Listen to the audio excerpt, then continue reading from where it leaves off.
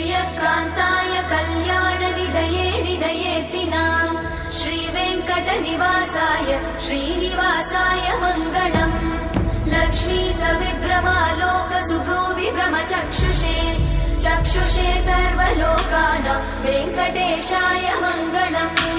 श्रीवेङ्कटाद्रिशृङ्गाग्रमङ्गलाभरणाङ्गये मङ्गलानां निवासाय श्रीनिवासाय मङ्गलम् सर्वावयव सौन्दर्य सम्पदा सर्वचेतसां सदा सम्मोहनायास्तु वेङ्कटेशाय मङ्गलम् नित्याय निरवध्याय सत्यानन्दचिदात्मने सर्वान्तरात्मने श्रीमद् वेङ्कटेशाय मङ्गलम् स्वतः सर्वविदे सर्वशक्तये सर्वशेषिने